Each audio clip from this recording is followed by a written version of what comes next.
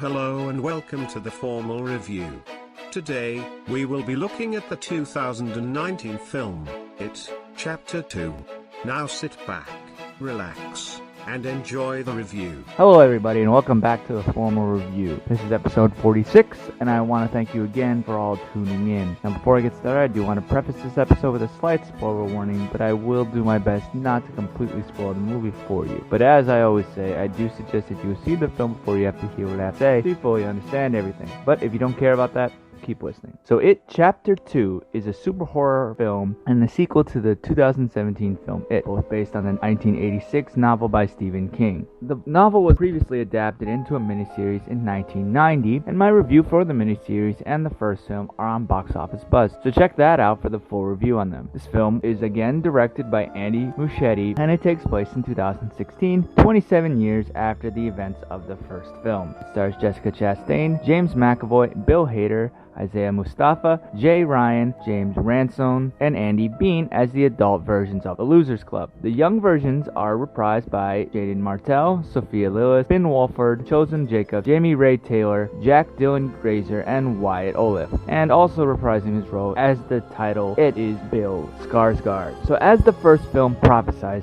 Pennywise returns 27 years later and the Losers Club has to fight him. However, all but one remains in Derry, Maine. After Pennywise takes his first victim in a gay teenager, Mike Hanlon, played by Mustafa in this film, and the young version played by Jacob, calls up his friends who have all gone on their separate ways. When the team finally gets back together, they must face their fears and Pennywise again. But this time, Mike also has this new idea how to beat him, but he needs the help of the Losers Club. He has learned this from a local Native American tribe that if they find totems from their youth to sacrifice, they can rid Pennywise from existence. The film is Muschetti's third, and he does a pretty good job here recreating the second half of King's novel. Visually, Muschietti is able to flourish and really show a maturity when creating this film. As this film is close to 3 hours long, he has a lot of opportunities to show off his skills. Wallfish's music is also again done very well, though I do feel it is not as iconic as the prior film. However, the film is pretty solid, extremely well crafted, and really great looking, and occasionally quite chilling. And it has some terrific performances by the grown-ups as well as the returning children. Bill, played by McAvoy, is a novelist whose newest book is being adapted into a film. Now really, who could this be an analogy for? If I didn't give it away by that, don't worry. The film is going to tell you over and over again. And it's pretty obvious by a certain cameo that I felt was a little forced. Adult Beverly, played by Chastain, and young version played by Lillis, is married to an abusive husband. Adult Richie, played by Bill Hader, and young version played by Wolfhard, is a stand-up comedian. Adult Eddie, played by Ransom, and young Eddie, played by Grazer, is still an erotic hypochondriac who is married to a woman who is really the embodiment of his mother. And adult Ben, played by Ryan, and young version played by Taylor, has lost a lot of his weight and is now a very well-off architect. And honestly, this cast is absolutely perfect.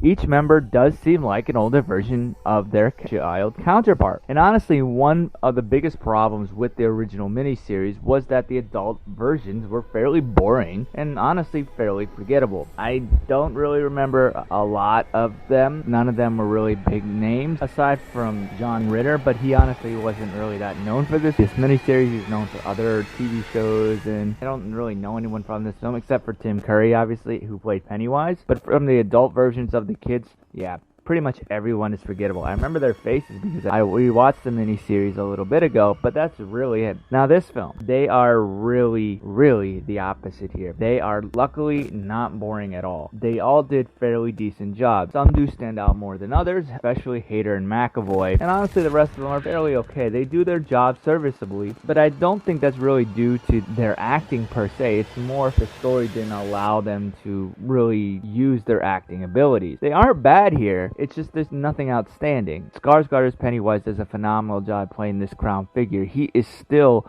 deeply creepy. Skarsgård has this physical and verbal presence that really works well between the lines of terrifying and hilarious, and I think he did that in the first film as well. And with this portrayal, he has legitimately, in my mind, become an iconic horror villain. And honestly, just a villain in general. You add him to the ranks of Darth Vader, Michael Myers.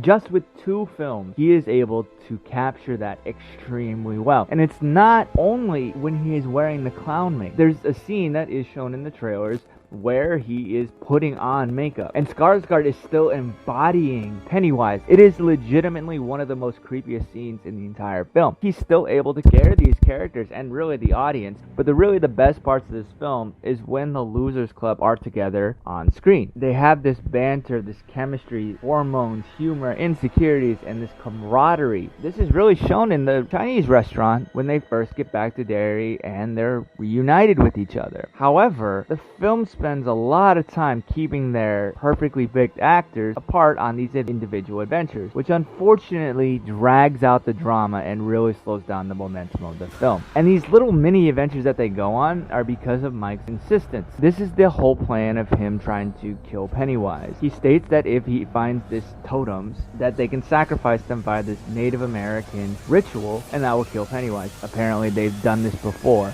Before I say this, a little bit more spoilery, but I do want to say this is how illogical this whole problem with this storyline is.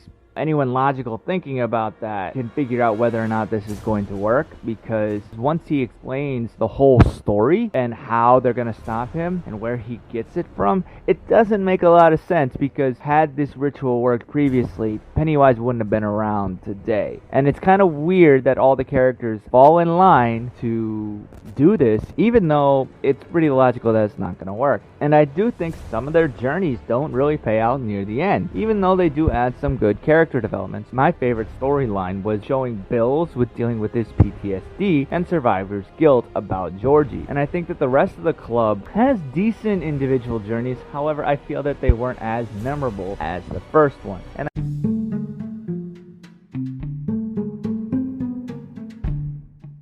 Voting isn't just going to the polls anymore on Election Day. Options like early voting, mail-in voting, and ballot drop boxes are available to more voters and are growing in popularity. How to Vote is a tool created by Democracy Works, and it breaks down the options your state offers by forecasting a ballot, empowering you to decide where and when to vote. Democracy works best when we all vote, but misinformation and confusion about election procedures have resulted in low voter turnout. How to Vote takes the guesswork out of the voting process. It is easy to use and helps folks from all over the country overcome many of the process barriers to voting. It is committed to helping you vote no matter what. You can use the How to Vote tool to sign up for election reminders, see what's on your ballot, get step-by-step assistance requesting your mail ballot, explore your options for returning your mail-in ballot, check your voter registration status, and find your local polling site, and make sure that you have an appropriate ID to bring with you. Decide when and where you'll vote this year at howto.vote.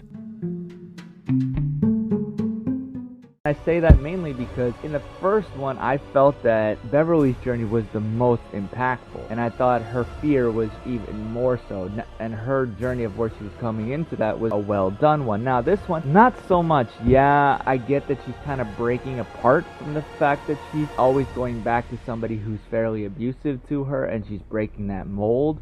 But there really wasn't much of a fear there in regard to that story, and I think, or maybe it was a fear based on she's too afraid to open herself up to somebody who's not like. So in that aspect it was decent, but I don't think it was a really good storyline, or at least as strong as the prior films. And it's a similar thing with Richie's story. I felt that they've had this lead up to this whole story of what his greatest fear was, which is obviously opening up this secret. But then he never really does in the story. Yeah, he comes to terms with it himself, but I feel that really even though he's kind of known it, it never came to terms. And I felt that it would have been better had he had released this secret to the rest of the group instead of just bookending it. However, I do think that his story worked fairly well with how the film opened, but I think that his storyline could have been a little bit better. This film really has issues with doing what is needed to keep and what is needed to be cut. And this is the whole idea of these scenes, is that they could have taken some of them out because they didn't really add much to the overall story, and they took a long time, and they were very drawn out, and they were very slow. There are so many scenes that did not have to be there. For example, at the climax of the film, when the Losers Club is going to kill Pennywise, the film shows them going deeper and deeper into the sewers than in the last film. The film spends time showing you the differences between these two, which didn't really need to be done. They take 5 minutes to show them climbing down through this new hole to get to where they really need to get. When you could have just shown them walking through it, shown one or two people just climbing, they don't have to show them actually climbing down, just climbing into this hole and then show them coming out the other end. Unfortunately, this film takes a lot more time to demonstrate these aspects of the caves in the sewers, which weren't really necessary. And that may not be the director's choice, and more toward dealing with the source material and how out there this novel is and how it has to do with multiverses and whatnot. And I think that that's a different problem with the whole It story, so that's not really the director's fault or this film's fault, but unfortunately when you try to adapt some of those things into a film, it doesn't always work and it is very drawn out. Furthermore, the way that they defeat Pennywise seems problematic given the way he hypnotized Richie, because Pennywise could have done the exact same thing that he did to Richie. That was a little bit iffy there. And going into the technical stuff, the CGI sometimes looked really wonky, such as when they tried to de-age the children. That really was distracting. And then also when they were doing these big set pieces, such as when Richie went to the park and was being chased by a demon Paul Bunyan. That whole thing was very off to me. But I think that the biggest problem with this film is really the creep factor is gone. And unfortunately, that really knocks the film down a lot, because after I watched the first film, I had issues going home and falling asleep. And this was even true when I rewatched the film a few weeks ago. However, this film relies on a lot of jump scares for fear, and that's it. Skarsgård as Pennywise does add a little bit of creepiness, but also with the drawn out scenes and not knowing which scenes to cut, that makes these limiting jump scares not last longer than that 2 seconds that it scares you. And unfortunately, that really tears this film down. The scariest scene in this film is when Pennywise interacts with this little girl with this birthmark on her face, and she feels for him because he says he knows what it's like to look different, which makes sense for his character. But unfortunately, this scene goes absolutely nowhere, like a lot of plot points of this film. Overall, this film had a lot to live up to because of how good the first one was. And again, I will say that the characters and the actors were still decent and definitely more interesting than the prior rendition of the story in the 1990s. Pennywise, for the most part, as a character, is still very creepy, but the overall film is not. It does add to the overall story, and it does create a decent overarching story between the two films. However, it does not live up to its predecessor and can feel boring at times. It was absolutely way too long and could have been cut down a lot. I did enjoy it for what it was, but it's going to be hard to go back and rewatch this part of the film unless I'm watching it with somebody who hasn't seen it. But I will be adding it to my collection because it is a decent story. And at the end of the day, I would rate this film a 3 out of 5 bow ties.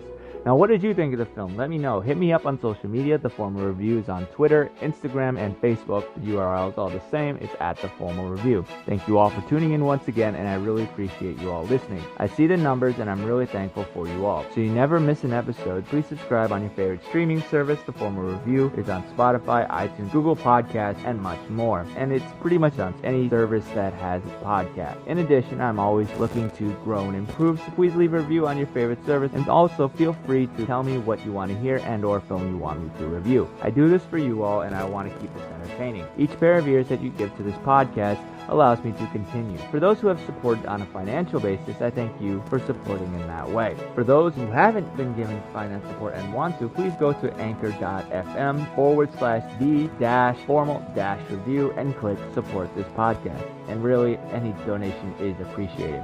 As with every episode, I do have music in the background. I do not own the rights to this music, but I put it in to show support for each film's scores. This is an important part of a film and can really bring the audience into the film's environment. This episode's music is from the It Chapter 2 original motion picture soundtrack composed by Benjamin Wallfish, released on August 31st, 2019 by Watertown Music. Thank you all for tuning in once again, and until next time, I'll see you at the movies. Take care, everyone.